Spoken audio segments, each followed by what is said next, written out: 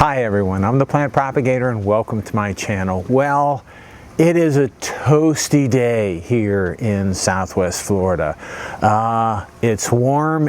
These guys, these orchids, all my plants, they're going nuts. But in addition to the plants going nuts, the insects are going nuts, the fungi are going nuts, everything is thriving. So it's a really, really interesting day. Luckily, there's a good wind today. It is 88 degrees Fahrenheit, which is 31 degrees Celsius. It is 96 degrees Fahrenheit, feels like. So the heat index is 96, which I think is 35 degrees Celsius. So it's just a warm, toasty day, a few clouds in the sky. It's funny, this morning it looked like it was going to be, well, it was a steamy morning, and then it just poured, and then the sun came out. So talk about a steam bath. And this morning it was even pretty warm. It was 78 degrees first thing this morning. So these guys are doing really well, but and that's great. What I wanted to do today is share with you some goings on that's happening in my space, and I want to focus today on these orchids, the ones that are around here, and talk a little bit about some other ones and some other things that I have going on. So it looks like I've got 5 orchids that I wanted to share with you. Blooms on 5 orchids. They're all repeat. Yeah, they're all repeat bloomers, but they're all doing really, really well. And that's the reason that I wanted to share them with you. Some of these I've even shared with you pretty recently, but I've got some of them are in full bloom, so I felt the need to share them again. And then I've got some other things and some other stories that I wanted to share with you as well. So the first orchid that I want to show you is this one right here, and this is Brasidium Kenneth Bivven, and this blooms for me constantly. I keep records on my phone in the notes section of when this bloom lasts, and it had a big bloom spike like this 3 months ago, and then it has since put out another bloom spike, and now this thing is again in full bloom. I don't think there's any closed flowers on it. It was funny, it bloomed halfway and then it kind of rested for a little while, and poof, and then the top half of the flower of the bloom spike came out. This Brasidium I picked up at Sundance Orchid and Bromeliads in Fort Myers, and it was actually something that the Plant Propagator Jr. really wanted. I don't have that many Oncidiums, but I got this one because she really liked it. It's done incredibly well. It puts out new pseudobulbs a lot, and then bloom spikes all over the place. And it seems to perform really well for me where I have it located. And it's not really, it actually lives. It's been living for the past few months on this table right here. So I move it back and forth. It's too big to hang and grow on the fence. So it's one of the few plants that I have that has to be kind of supported by sitting on something. So this moves from, I've really only got a couple of locations that are good for it, but it's been doing really well where it is. Sometimes it gets a little bit more sun than it does now, but the sun it is summertime, the sun is straight up, and so we got shades from these Christmas palm trees that give it I guess the right amount of light. So this is doing really well. Again, this is Brasidium Kenneth Bivven. Just a really nice Oncidium. A little bit of fragrance in there, but the flowers are really, they're huge, and they're dainty but large. So it's got a lot of really interesting. It's got spots. It's got some slight fragrance to it. Large flowers. So it checks a lot of the boxes that I've set up for myself and the orchids that I like. All right. Moving on, I want to go to this one right here, and I've shared this with you. I had a short a short video on this a short time ago, and this is Clear Stars. This is a Nodosa hybrid, and I've shared this with you also through my regular videos when it only had, I think it might have only had 4 flowers on it. This now is in, so here's the plant right here. This is in full bloom. It actually has 1 flower that is fading right over here. I couldn't tell whether it was pollinated or fading, but it is fading because the flower is about to drop. This has right now, this has, I think, 6 bloom spikes that all have between 1 and 3 flowers open on them. So this is just a real floriferous plant, but in addition to that, it keeps on putting out new pseudobulbs. And this is one of those plants that it, puts out a pseudobulb, flowers, a periodic bloomer, puts out another new pseudobulb and flowers. And it just so happened I harvested 2 capsules off of this plant maybe a month ago. I just checked the seeds yesterday.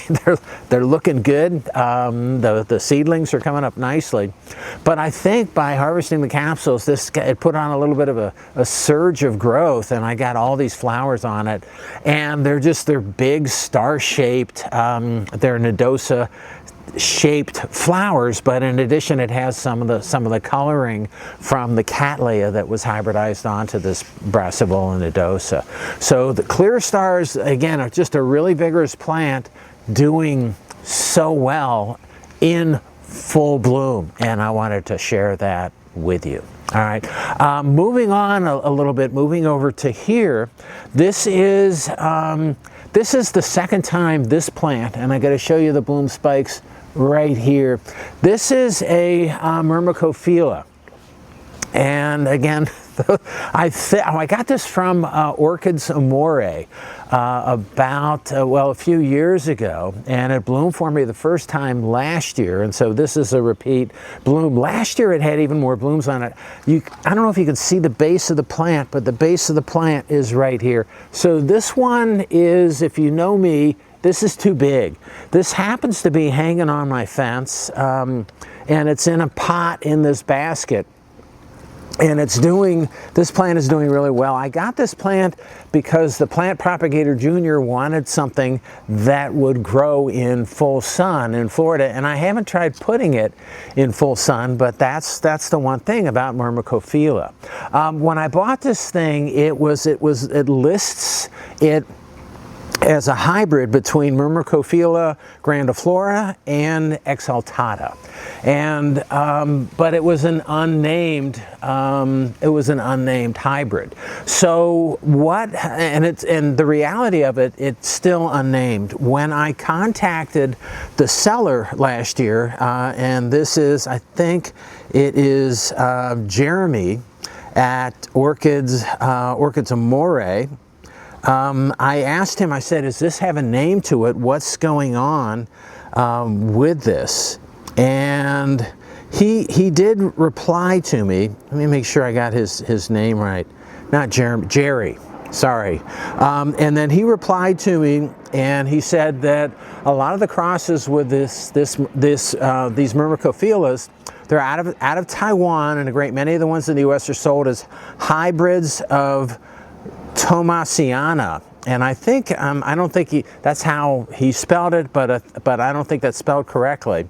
The problem is that as many of 10 species of what were Schomburgkia were labeled as Thomasiana.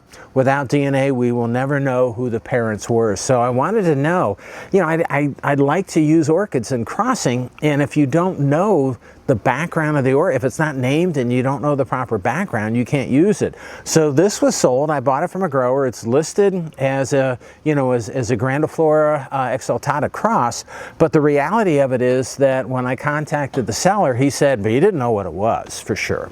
So I can't really do anything with it. The thing is, the bloom spikes are huge on this. The flowers are small. I mean, they're pretty cool when you look at the flowers close up. They're really, really nice looking flowers, but the plant itself, the spikes are too big. I don't think I want to do any. I didn't cross it last year, and I don't think I want to cross it this year. So this one, what I'm probably going to do is wait for it to finish flowering, tear it apart, divide it, and mount some on my trees and on places that are in a little brighter sun, just to see what happens. I'll probably give some pieces away. I don't know for sure. The one thing about this, so this is in a location, it's a big plant. I don't move it around that much, and when I pulled it out to make today's video, I noticed on the bloom spikes some white stuff. And usually when I have white stuff on my orchids, you know, my orchids are outside, everything's outside, it ends up being bird poop. And so I looked at it a little closer, and it wasn't bird poop at all. So it was mealybugs, and I rarely have mealybug problems on my orchids. But I've got some really bad mealybug problems on some of my coleus plants that aren't even that close to this. But what happens is, I think what may happen is the ants kind of start farming the insects because they eat the honeydew, and that's another story. Anyway, there were only on the flower spikes, there were mealybugs, and you can see them, that there's white powdery things. So I said, so I ran, because I don't like having insects on my plants. So what I did is I went inside and I got some 70% isopropanol. I wet some cloth, and then I cleaned it off. So they're all gone. I think I cleaned most of them off. They may come back. I'll keep an eye on it. They weren't that bad. They're not killing the plant, and I'm going to keep an eye on this plant as well as many of my other ones, because I've never had a mealybug problem on any of my orchids. I've had other insects. Thrips are horrible. I've even had aphids, but I've never had mealybugs. But there are a lot of insects. This is Florida. Insects don't die here in the winter time. They're everywhere. So I cleaned it off, and it's all clean, but again, I'm going to keep an eye on this Mermicofila hybrid. And destiny on this, I don't know for sure down the road. Okay, moving on just a little bit. We have this plant right here that I wanted to share with you. This is a pretty common orchid right here. And this is, right here, this is Yellowbird. And I'm looking at this thing. They're just green roots, just growing like crazy. New pseudobulbs all over the place. And the thing that I'm not showing you on the back of this plant is a seed capsule. So usually, a lot of times when you have seed capsules, you don't get repeat blooms. But there's two bloom spikes. Both of them have 3 flowers that are open. And actually, when I pulled this out and looked at it, I've discovered another bloom spike here. It's too small. I can't tell how many flowers, but this thing is just growing so fast. It's crazy. I've made a hybrid from this before. I made a cross on this before, didn't get any seed out of it, but I'm trying it again, and I'm a lot more hopeful about this cross that I have coming right back here. Yellowbird, though, is a really nice Nodosa hybrid, another Nodosa hybrid. I like this one because of it has a lot of nice yellow spots on it. It's incredibly prolific. Fragrance, I haven't noted. You got to come out at night and smell these things, and I haven't done that with this plant, even though it is within nose reach of me. But this Yellowbird, it seems to be constantly in bloom. It does really well. It's putting out new pseudobulbs. It loves apparently it loves the location that I have it in, and it's doing really well. All right, so Yellowbird. I think it's a Brasso Catlay Yellowbird right here. Okay, moving on a little bit. This one right here this is CTT Lily Genovese right here. And when I got this plant, similar to some of the other ones I shared with you today, all this had was the parents on the label. And I think I might have gotten this at our, as a, maybe as a bingo prize at one of the local orchid societies. And this is listed as Cattleya Walker Inter times Cattleya Beringiana. So this was originally listed as just a hybrid, but since it has been named as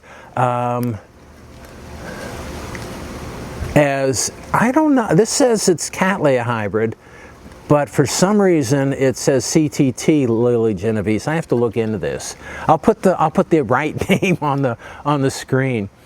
This has bloomed for me one time in the past. I thought it was, and it's not even that, I think it was registered in 2021. So I thought it was going to be unique and I was going to be the only one of the few people that has this cross. I brought it into my orchid show, and one of the other members also brought in a much bigger plant that had many more blooms on it. So I was a little disappointed in that. The flowers themselves are what I would describe as unexciting. So this is just a really plain kind of, it's a purple, light purple, lavender colored Cattleya. It does have 5 blooms on this bloom spike, so it does have a lot of flowers on it. It did put out 3 new pseudobulbs here, but they're too small and they didn't do anything. On the other side of the plant, it put out 1 pseudobulb, and then I got a nice flower out of this. So it seems to be doing really well. It's not as prolific as any of these other plants that I have, and for that reason, and the flowers are just unexciting. I haven't used it, and I'm probably not going to use it in any of my crosses. It's a nice orchid, but what I'm looking for is really vigorous special plants that I want to hold on to and that I want to use in my breeding. Now, I don't know whether you're going to be able to generate that from this, because there's some interesting parentage here. It's got the Beringiana, Walkeriana intermedia. It's got a lot of good parentage in there. Actually, just those 3 species are in there, but the plant itself just doesn't look, maybe it needs something special from one of the other plants that I have in my collection. But anyway, so this is Lily Genovese. I'm happy with it. The fragrance, another thing, fragrance on it is minimal. You'd think it has it has Walkeriana in it, so you'd think it'd have something, but I mean, it's just so subtle that it's just not even worth describing. There's really not much to it. I mean, it's flowering, it's nice, it's alive, it's growing, but this is just not. It's not one of my. It's not one of my current favorites. Okay, there's just a few more things, and I'm sorry I keep on going. A few other things I want to share with you. I brought these home from the laboratory. This I brought home maybe about 2 to 3 weeks ago. This I brought home yesterday. And so these are natives. This is Florida native orchids. So this is what I've talked about over and over again. This is Encyclia tampensis, which is, by the way, the large plant right here that I'm going to move. This is Encyclia tampensis, and the flowers are starting to open. So again, it looks like there's 35 spikes on this plant in just a small 5-inch pot, but the flowers are starting to open on this. And I actually saw some bee activity. I don't know if they were going to the Alamanda or to the Encyclia, but they're starting to bloom. I'm starting to get a lot of blooms on many of my Encyclias. It's it's a tease, because there's a video coming that I got to put together once these things are a little bit more in full bloom. And I have some of my plants that I'm seeing, looking right here, got a mounted plant that is in full bloom, but I've got all different plants all over the place, and once they're in full bloom, especially this guy right here, then I'll do a video just on the Encyclia tampensis. I'm not sure what approach I'm going to take with it, but they're just loaded. The other native that I have right here is Certipodium punctatum that I brought home from the laboratory yesterday. And these plants, they're seedlings, but these are doing so well. And what happens, I have some on the base of the tree behind me, and what happens at this time of the year is they put out new canes, they put out new growth. What's going on with these plants is I do have some, I'm a member of the Florida Native Plant Society and the local chapters, and these are their destiny is to be mounted in the wild, kind of, in nature, but I'm returning these guys. Again, I know people within the local Florida native plant societies, the ones that are the chapters that are functioning in this area, and I promised some of these seedlings to those people, and what I'm going to do is over the next probably 2 weeks and a couple of weeks after I'm sure these guys are sufficiently acclimated here, in a couple of weeks I'm going to take these and work with them and mount them in some of their set aside space to see if we can reestablish some of those populations. All right, so these are some really interesting Florida natives that I think, because they grow here naturally, they're going to do well. All right, shoo. All right, so that's all I have for you today. Again, the teaser is I've got some Tampensis stuff coming up once these are a little more bloom. I also have some interesting approaches, some interesting things that I want to try, that I want to share with you. Probably one of my next videos is going to be something a little different, and we'll see how that goes. All right, for today, that's all I have for you. I hope you enjoyed these blooming orchids. I hope you enjoyed my video. If you did and you want to keep on seeing them, it would help me out if you can click on like, share, and subscribe to my channel if you're not already a subscriber. All right, that's all I have for you today. Again, I hope you enjoyed it, and happy propagating.